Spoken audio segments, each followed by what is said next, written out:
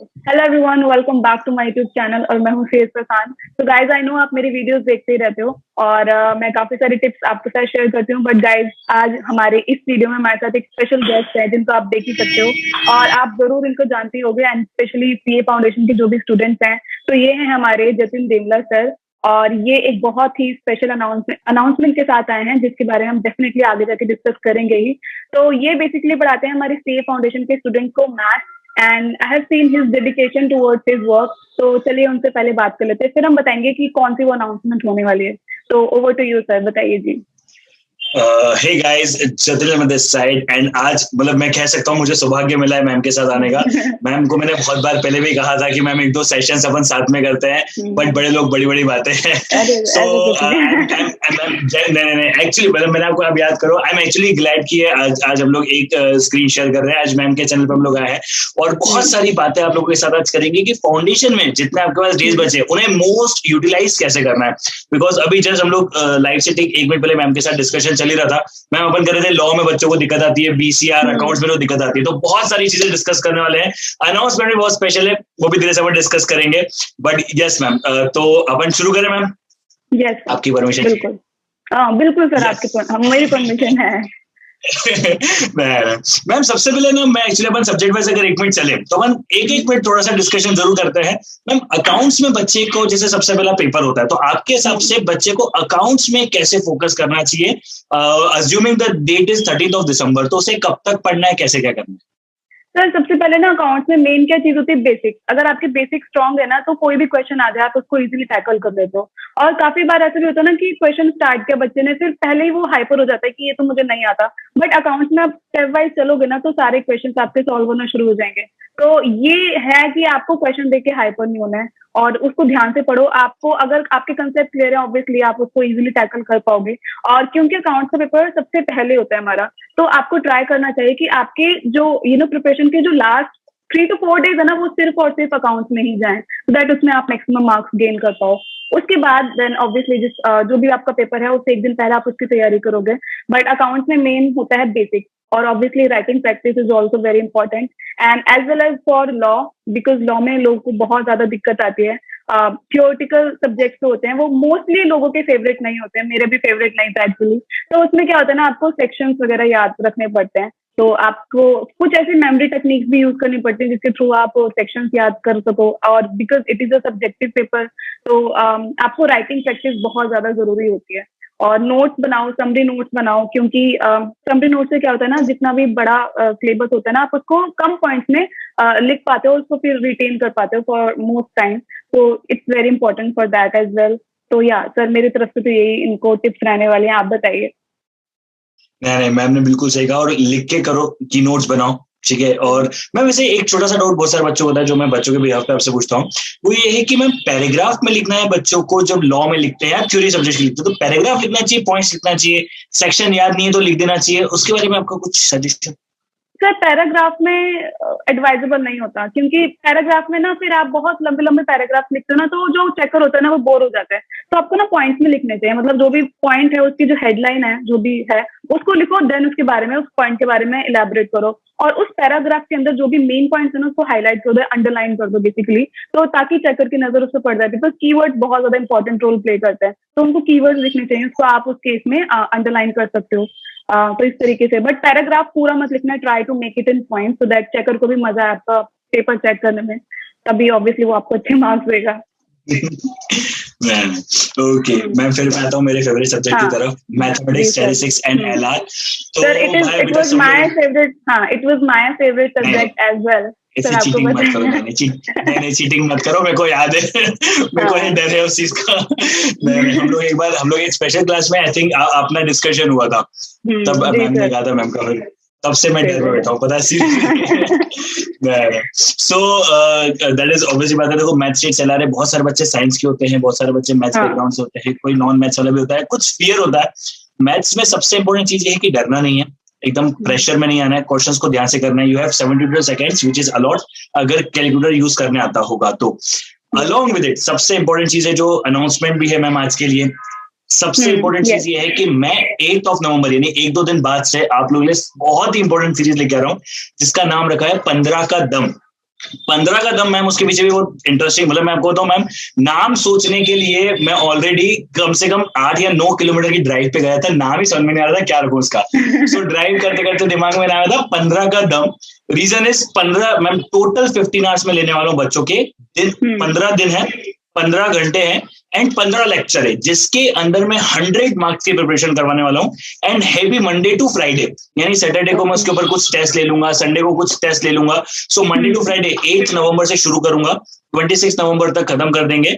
15 दिन चलेगा Monday to Friday and जो 1 आवर है वो भी बहुत अच्छे से प्लान है। जो 1 आवर मैं आपका रोज लेने वाला हूँ पर टॉपिक, उसमें मैं क्या करने वाला हूँ, शुरू के 15 मिनट में मैं आपको कंसेप्ट करवाऊंगा, देन 45 मिनट्स के अंदर मैं आप लोगों को क्वेश्चंस करवाऊंगा। मतलब एक चीज देने की कोशिश है इस पूरी प्रोसेस में मैम मेरी जो है वो ये है कि बच्चा अगर एक बार लेक्चर अटेंड कर ले तो वो चैप्टर का जो है ना डाउट रहना चाहिए, मतलब कंसेप्ट भी रिकॉल हो गया, याद भी अच्छे से हो गया और आखिर में क्वेश्चन में प्रैक्टिस कर ली। That's a complete package.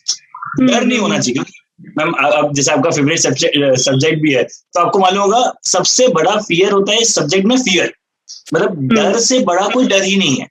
और मैथ्स में क्या होता है, कुछ बच्चे, मतलब मैंने देखा है, आपको भी शायद कभी आपने ऑब्जर्व किया हो, जिनका अच्छा होता है, स्ट्रांग होता है, वो भी डर जाते हैं। हाँ, क्योंकि फिर क्या होता है ना, जो लास्ट में जो आंसर है ना, अगर वो एग्जैक्ट नहीं बैठा तो फिर आपका पूरा कट हो जाता है। तो इट्स वेरी इंपॉर्टेंट कि लास्ट वाला जो आंसर है वो एग्जैक्ट मैच होना चाहिए।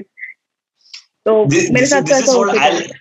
This is what I like about OMR as well, मतलब जो अपना ऑप्शन मेथड में जाते हैं ना, वो मतलब क्या होता है, जैसे आप अकाउंट्स लिख रहे हो, लॉ लिख रहे हो, तो आप स्टेप मार्किंग और ये सब चीजें, मतलब आपने जो मेहनत करी है उसका मार्क्स हो सकता है मिल जाए।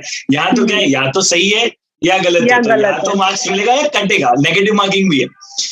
So which is a very good thing। तो इसी रीजन के साथ हम लोग एक सीरीज लेकर आ रहे हैं, 8 नवंबर से शुरू कर रहे हैं, 15 दिन के अंदर हर चीज कवर होगी। अच्छा, अलॉन्ग विद इट मैम मेरे 2-4 और भी आपसे क्वेश्चन है स्पेसिफिकली इकोनॉमिक्स या बीसीके को लेके आप बच्चों को क्या राय देना चाहेंगे? सर अगेन थ्योरेटिकल सब्जेक्ट्स हैं। हाँ, तो सर थ्योरेटिकल सब्जेक्ट में यही होता है कि आपको ज्यादा से ज्यादा पढ़ना होता है, समरी नोट्स बनाने होते हैं, मतलब हर टीचर यही बोलेगा आपको, क्योंकि थ्योरेटिकल बहुत सारे बच्चे उससे डरते हैं।